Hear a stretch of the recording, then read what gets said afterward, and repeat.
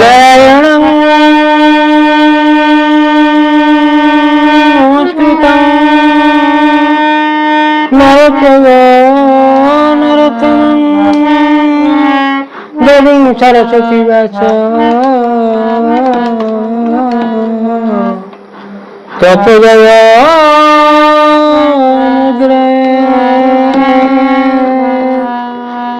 वेदे रामायण चैव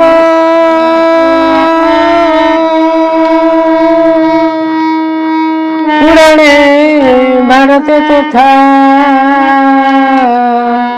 आदौ चलते चलचित्र हरि सर्व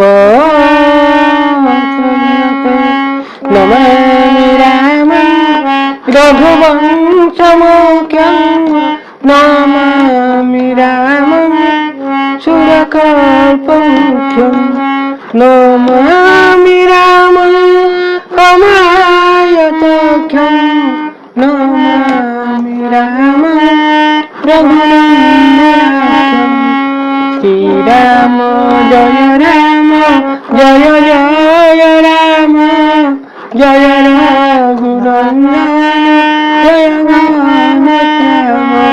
भक्तवत्सल भगवान की जय। मर्यादा पुरुष राम नारायण की जय। यंकरवासिनी माँ शारदा को जय। 33 कोटि देवता को जय। जगन्नाथ महाप्रभु की जय। मोर प्रिय श्रोता बंधु मान को जय। मोर प्रिय श्रोता बंधु आपण मान को नमस्कार करी आरंभ कर जाऊँ बिलंका रामायण कथा। आपण मैंने पूर्व शुणी शंकर भगवान को आ पार्वती भी छाड़ू ना श्रीराम कथा शुणवे कहले को अटकी जाऊच पूरा कथा कहूना कहले अच्छा प्रभु मत गोटे कथा कह कहला गोटे नहीं 2-4टा पचारूँ कहला मु तो जी पचार अधा कह 2-4टा पचारन कौन कह कहले जो राम कथा कौच अच्छा से तो भगवान विष्णु अवतार सी तो कष्ट पाइले कहीं आ स्त्री की राक्षस नेला कहीं कहले तू तो भारी राम भक्त देखु हाँ शुण कहूँ राक्षस नेला कहीं सत्य जुग कथा शुण सत्य जुगरे जलंधर राक्षस जलंधर और लक्ष्मी समुद्र जन्म होता जलंधर ता स्त्री ने हूँ वृंदावती स्वर्ग मर्त्य पाताल भितर वृंदावती भली सती नांती अति सुंदर आ सती प्रतिव्रता से प्रभाव जलंधर को देवता माने भी युद्ध पारती शक्ति प्रभाव इमिति कहला हाँ सतीर प्रभाव इमिति मत कहूना राम कहीं कष्ट पाइले से कथा कहूना कहले प्रथम कथा हूँ जलंधर कथा ये थाऊ राम जिते बड़े सीता को हरण करनी रावण खाली पद शुणिकी आम जा जिते हरण करनेला ये तो सुग्रीव संगर मित्र हेले सुग्रीव संगर मित्र हेले कहीं आ क्या संगर हेलेनी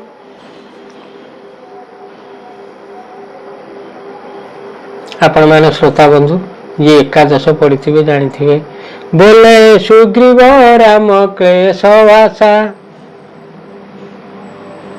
बेनी जन पड़ी एक दशा ବ୍ୟଞ୍ଜନ କ'ଣ ନା ବାଳି ସୁଗ୍ରୀବ ସ୍ତ୍ରୀକୁ ରୋମାକୁ ରଖିଥିଲା। କାହିଁକି ରଖିଥିଲା? ସୁଗ୍ରୀବକୁ ବାହାର କରିଦେଲା, ତାକୁ ରଖିଲା।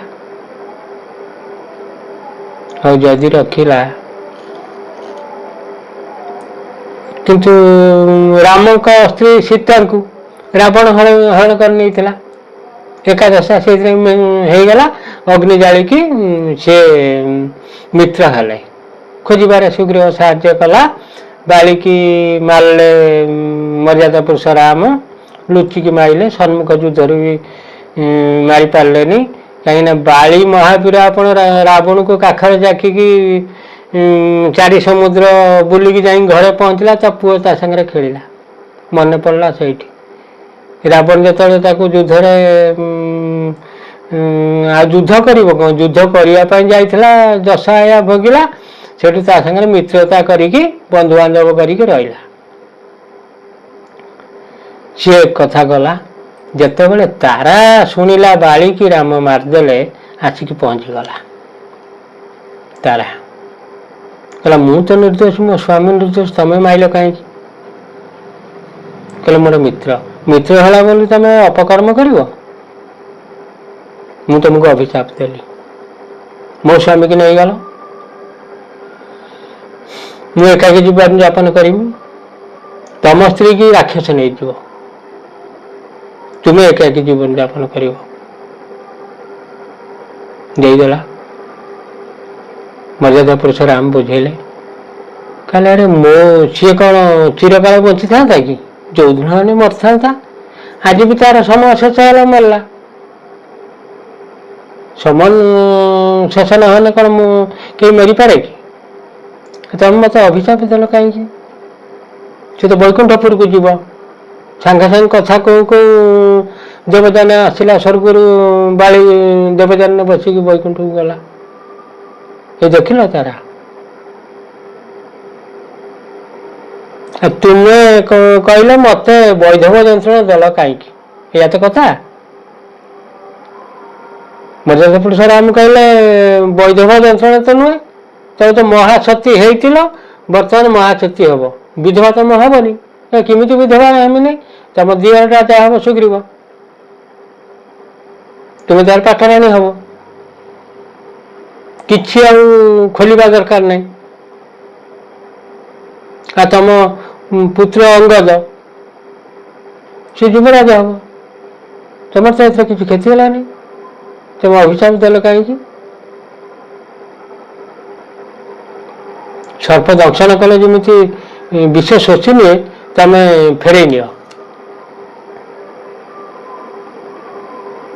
ତମର ତ କିଛି ଅସୁବିଧା ହେଲାନି। କହିଲେ ଯାହା କହିଛି ତା ଫଳିବ ଅବଶ୍ୟ, କିନ୍ତୁ ଅବଶ୍ୟ ତମେ ସୀତାଙ୍କୁ ପାଇବ, ହେଲେ ଅଳ୍ପ ସମୟ ପାଇଁ ପାଇବ। ପୁଣି ସୀତା ବନବାସୀ ହେବେ। ଯାହା ହଉ, ଏଇ ତ ସାରିଲାଣି ଏକ ଅଭିଶାପ ତାରାର। ଦ୍ୱିତୀୟ ଅଭିଶାପ, ଯେଉଁ ବୃନ୍ଦାବତୀ କଥା ଆପଣମାନେ ଶୁଣୁଥିଲେ, ବୃନ୍ଦାବତୀ ସ୍ୱାମୀ ହେଲା ଜଳନ୍ଧର। ବୃନ୍ଦାବତୀ ସତୀ ପ୍ରଭାବରୁ ଜଳନ୍ଧର ଆଉ କାହାକୁ ଆଉ ଖାତିର କଲାନି। ଖାଲି ମର୍ତ୍ତ୍ୟ ନୁହେଁ, ସ୍ୱର୍ଗ ମର୍ତ୍ତ୍ୟ ପାତାଳ ଚାରିଆଡ଼େ ଚାଲିଲା। ଯୋଉଠି ଗଲା ସେଠି ଜିତିଲା। ଶୁଣିଦେଲା ନାରଦଙ୍କ ଠାରୁ। ପାର୍ବତୀ କହିଲେ କୋଉ କଥା? କହିଲା ତମରି କଥା। କହିଲା ମୋ କଥା କେମିତି? କହିଲା ଏ 3 ପୁର ଭିତରେ ସୁନ୍ଦରୀ ଯୁବତୀ କିଏ? ପାଟିରେ ପଶିଗଲା। କହିଦେଲେ ନାରଦ। କହିଲେ ପାର୍ବତୀ ଆଇଲା ତମକୁ ନବା ନାଗି। କହିଲେ ତାପରେ? କହିଲେ ମୁଁ ଯେତେବେଳେ ରାଜି ନା ହେନି, ମୋ ସାଙ୍ଗରେ ଯୁଦ୍ଧ କଲା, ମୁଁ କୋଉଠୁ ପାରିନି ତାକୁ, ମୁଁ ପାରିନି। ସେଇ ସତୀ ପ୍ରଭାବରୁ ମହାସତୀ ବୃନ୍ଦାବତୀ। ତାପରେ କ'ଣ ହେଲା? ତାପରେ ଆଉ ହବ କ'ଣ? ନାରାୟଣ ଆସିକି ପହଞ୍ଚିଲେ। ସେ ତ ତାଙ୍କର ଜନ୍ମଟା ହେଲା ରାକ୍ଷସଙ୍କୁ ମାରିବେ। ସିଏ ନାରାୟଣକୁ ପାରିଲେନି ନାରାୟଣ। ଶେଷକୁ କ'ଣ କଲେ? କହିଲେ ଆଚ୍ଛା ରାଜା, ତୁ ମୋ ସ୍ତ୍ରୀ ନା କ'ଣ ଜାଣିଛୁ? କହିଲେ ହଁ, ଲକ୍ଷ୍ମୀ। କହିଲେ ତୁ ଜଳନ୍ଧର, ଲକ୍ଷ୍ମୀ ତୋର ଭଉଣୀ? କହିଲେ ହଁ ଭଉଣୀ। ଆଉ ତୋର ଆମର ତ ବନ୍ଧୁବାନ୍ଧବ, ଆଉ ଯୁଦ୍ଧ କରିବା କ'ଣ? ଶଳା ସାଙ୍ଗରେ ଯୁଦ୍ଧ କରନ୍ତି? କହିଲେ ଯଦି ଭଉଣୀ ତାହେଲେ ତୁମେ ଆଣିକି ଭଉଣୀ ତୁମେ ଆମ ଘରେ ରୁହ।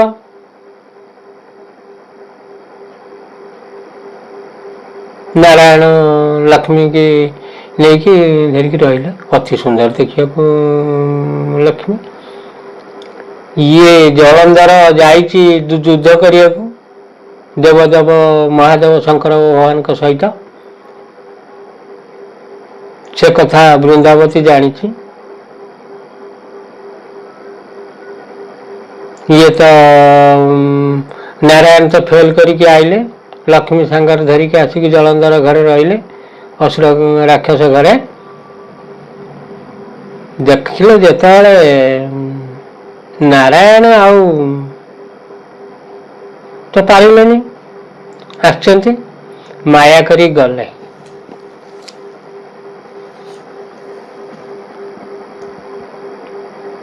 ମାୟା କରି ଗଲେ। ଜଳନ୍ଧର ବଞ୍ଚିଛି।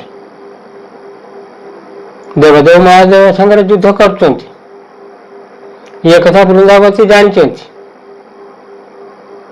ଗଲେ ଗୋଟେ ଇଏ ତ ମାୟାଧର ନାଥ ଆପଣମାନେ ଜାଣିଛନ୍ତି। ଜଳନ୍ଧର ମୁଣ୍ଡ ଅବିକଳ ଆଣିକି ଦେଖେଇଲେ ବୃନ୍ଦାବତୀକି। ଚକିତ ହେଇଗଲା ବୃନ୍ଦାବତୀ, ଆଶ୍ଚର୍ଯ୍ୟ ହେଇଗଲା, ଯେମିତି ଅଚେତ ହେଇଗଲା। ଯେତେବେଳେ ସଚେତ ହେଲା, କହିଲା କିଏ ମାଇଲା? କହିଲେ ଯିଏ ହେନେ ମାରିଲେ, ମୁଁ ଧରିକି ଆଣିଛି। କିଛି ଦୁଃଖ କର ନା, ମୁଁ ବଚେଇଦେମି। ନାରାୟଣ କହିଲେ ମୁଁ ବଚେଇଦେମି, କିଛି ମନରେ ଭାବନା। କହିଲେ ବଞ୍ଚେଇଦେବ? କହିଲେ ହଁ ବଞ୍ଚେଇଦେମି। କହିଲେ ତମେ ଆଖି ବୁଝାଅ।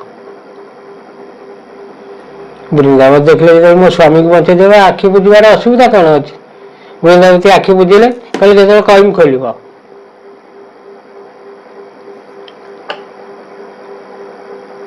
ଆଖି ବୁଝିଛନ୍ତି। ଇଏ ତାଙ୍କର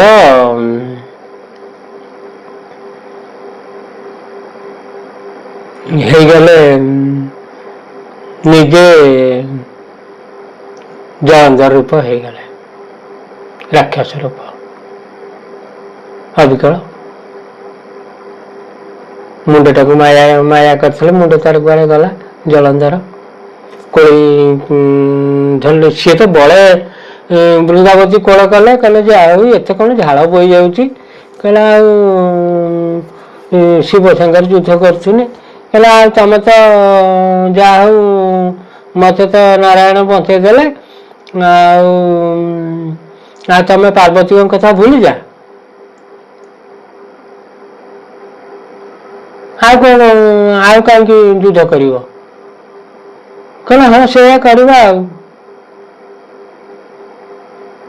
ଜଳନ୍ଧର ନ ମନେ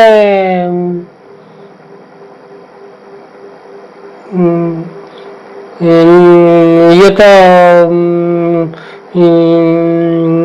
ନାରାୟଣ ଜଳନ୍ଧରକୁ ମାରିବେ ଯେ, ମାରିବେ କେମିତି? ବୃନ୍ଦାବତୀ ଅସତୀ ନହେଲେ ଜଳନ୍ଧର ମରୁନାହିଁ। ସତୀ ପ୍ରଭାବ, ଅସତୀ ହେଲେ ସେ ମରିବ। ତେଣୁ ଯୁଦ୍ଧ କରୁଛି ଜଳନ୍ଧର। ମାୟା ମୁଣ୍ଡ ଆଣିକି ଦେଲେ, ଆଖି ବୃନ୍ଦାବତୀ ବୁଝିଲେ। ଆଖି ଖୋଲିଲା ବେଳକୁ ଜଳନ୍ଧର। ହେଲେ ନାରାୟଣ ବଞ୍ଚେଇ ଦେଲେ, କୋଳ କଲେ। ତାଙ୍କର କାମ ପିପାସା ମେଣ୍ଟିଲା। मेटी साइला परे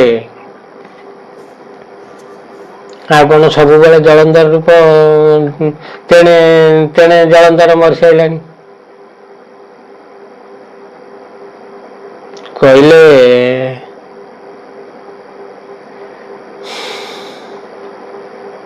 तू पा आमर बंधु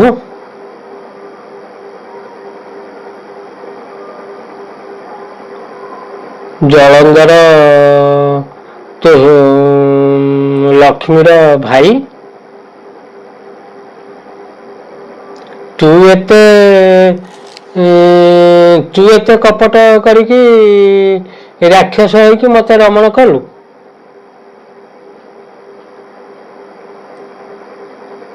मु अभिशाप देउछि सत्य अभिशाप तू जेमती मते हरण कलु तोरी स्त्री की राक्षस हरण कर तुम जीवन बेकार करदेलु मत अशित करदेलु आ तू सुख पाइब नहीं जयगला अभिशाप एक कथा करिके आ कौन क्षण बचिकी रही वृंदावती अग्नि बाहर कला क्रोध अग्नि चक्षुरु बाहर कला से अग्नि निजे पोड़ी हो गला कौन करिवे नारायण से पाउंस को बोली हेले नारायण प्रकट कला नुहति से दिन कचर कला हेले पाउंस को बोली हेले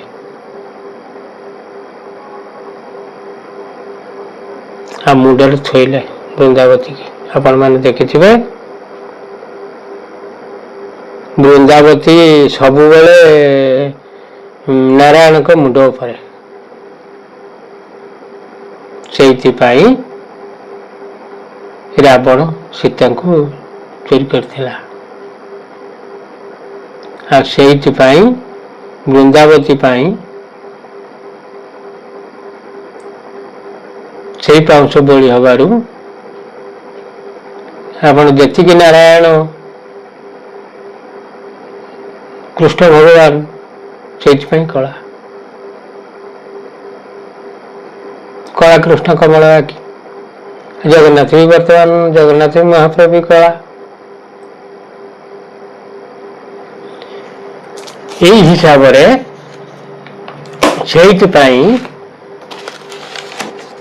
से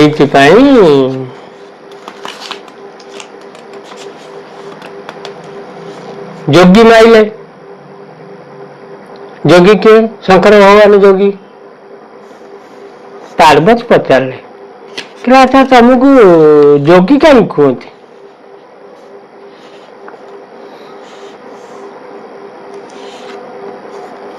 कहले मु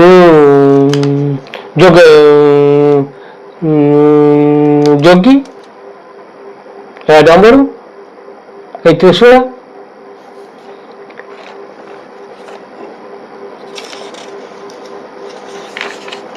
यही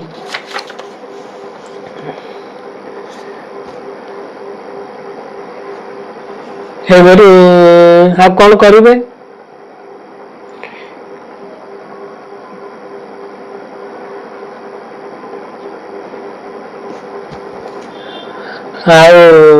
बनर बुलीगले कहीं पार्वती पचारे कहले बनर बुलिले से जाइथिले जलंधर जो कानन माने बनस्तर युद्ध करथिले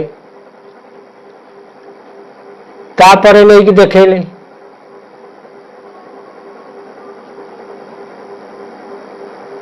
के बनर मत बुलेलु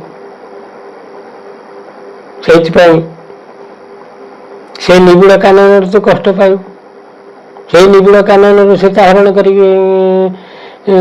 हरण करके नेला रावण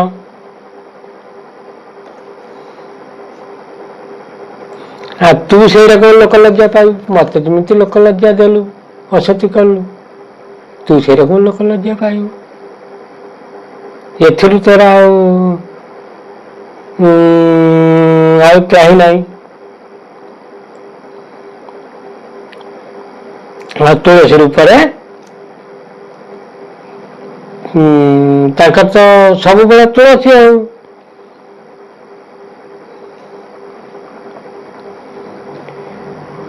ପାର୍ବତୀ ଏକଥା ଶୁଣିକି ବହୁତ ସନ୍ତୁଷ୍ଟ ହେଲେ। କହିଲେ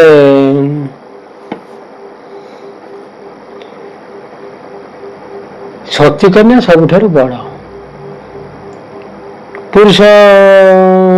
ପୁରୁଷ ମଧ୍ୟ ବଡ଼ କିଏ? ବ୍ରାହ୍ମଣ। ଦେବତାଙ୍କ ମଧ୍ୟରେ ବଡ଼ କିଏ? ହରି ବା ନାରାୟଣ, ଆପଣ ଯାହା କହିପାରିବେ। ପକ୍ଷୀଙ୍କ ମଧ୍ୟରେ ବଡ଼ କିଏ? ଗରୁଡ଼।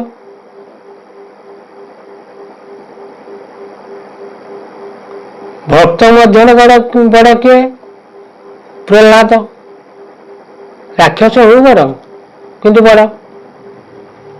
ବୈଷ୍ଣବ ମଧ୍ୟରେ ବଡ଼ କିଏ? ବିଭୀଷଣ। ଋଷିଙ୍କ ଭିତରେ ବଡ଼ କିଏ? ନାରଦ।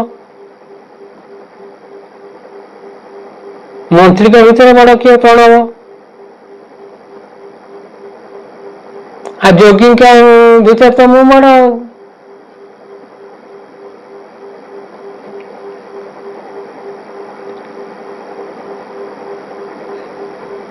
ରାମଙ୍କ ନାମ ଭିତରେ ବଡ଼ କିଏ? ରାମ ନାମ। ପ୍ରିୟ ଶ୍ରୋତା ବନ୍ଧୁ, ସମୟ ହେଇଗଲା।